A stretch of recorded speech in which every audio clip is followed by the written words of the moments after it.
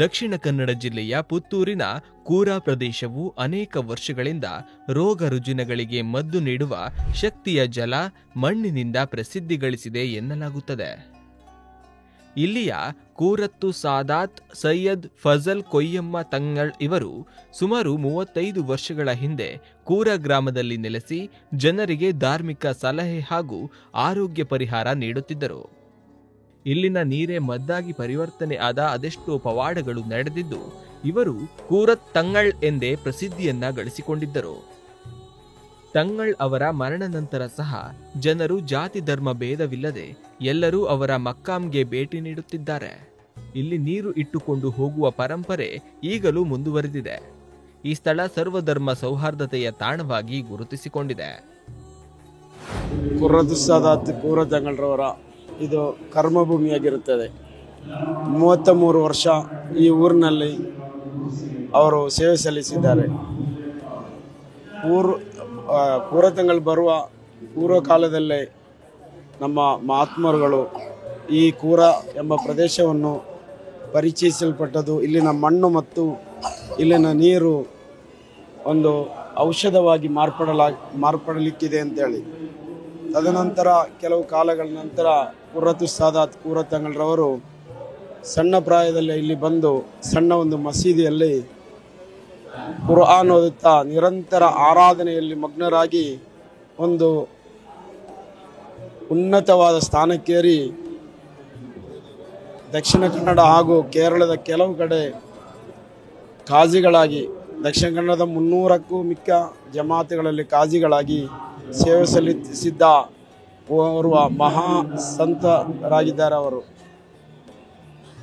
ಅವರ ಕಳೆದ ವರ್ಷ ಅವರು ನಮ್ಮಿಂದ ಅಗಲಿದ್ದಾರೆ. ಅವರ 1ನೇ ಉರುಸ್ ಮುಬಾರಕ್ ಅವರನ್ನು ಸ್ಮರಿಸುವಂತಹ ಒಂದು ಕಾರ್ಯಕ್ರಮವಾಗಿದೆ ಇಲ್ಲಿಟ್ಟದ್ದು.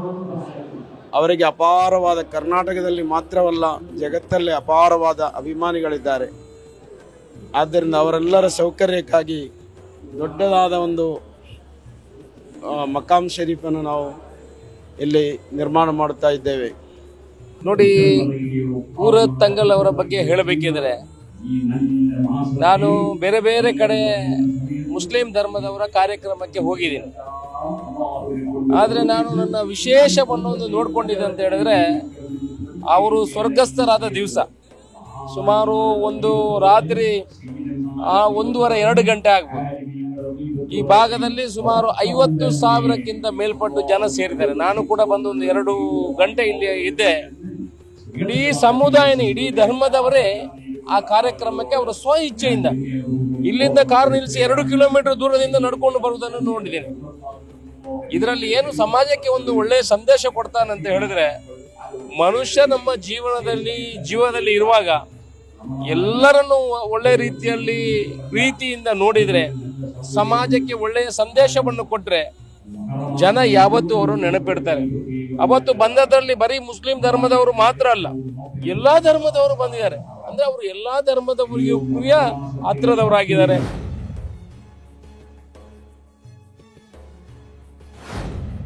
ಕೂರತಂಗಳು ಎಲ್ಲ ಧರ್ಮದವರಿಗೂ ಬೇಕಾದವರು, ಎಲ್ಲ ಧರ್ಮದವರು ಸಹ ಮೊದಲು ಅವರನ್ನು ಭೇಟಿಯಾಗ್ತಾ ಇದ್ರು. ಅವರ ಶುಶ್ರೂಷೆ ಬಹಳ ಉಪಯುಕ್ತವಾಗ್ತಿತ್ತು. ಯಾವುದಂದ್ರೆ ಅವರು ಹುಷಾರಿಲ್ಲದ ಎಲ್ಲ ಕಾಯಿಲೆಗಳಿಗೂ ಬೇಕಾದ ರೀತಿಯಲ್ಲಿ ಮಾಡ್ತಿದ್ರು. ನನ್ನ ಗೊತ್ತಲ್ಲಿ ಅದೇ ನಾವು ಹೋಗ್ತಾ ಇದ್ದೇವೆ, 1-2 ಸಲ ಹೋಗಿದ್ದೇವೆ ನಾವು. ನಮಗೆಲ್ಲ ತೊಂದರೆ ಇಲ್ಲ. ನಾವು ಒಂದು ಮಿಸ್ಸಸ್ಸಿಗೆ ಒಂದು ಹುಷಾರಿಲ್ಲ ತೊಂದರೆ ಬಿಡೋದು ಅಲ್ಲೇ ನಮ್ಗೆ ಸ್ವಲ್ಪ ಕೂಡ ಮೊದಲು ತುಂಬಾ ಬರ್ತಾ ಇದ್ರು. ಅಲ್ಲ 1-2 ಸಲ ಅಲ್ಲಿಂದ ಹೋಗಿದ್ದೆವು. ಹೋಗಿ ಬಂದ ಮೇಲೆ ಸ್ವಲ್ಪ ಕಾಲು ಸಂಧಿವಾತ ಅದೆಲ್ಲ ಕಮ್ಮಿ ಆಗಿದೆ. ಈಗ ಹುಷಾರಿದ್ದಾಳೆ. ಕೆಲವೆಲ್ಲ ಎಲ್ಲ ಜಾತಿಯ ಸರ್ವಧರ್ಮೀಯರು ಮೊದಲೆಲ್ಲ ಹೋಗ್ತಾ ಇದ್ರು ಅಂತ ಕೇಳ್ತಾ ಇದ್ದೇವೆ ನಾವೆಲ್ಲ.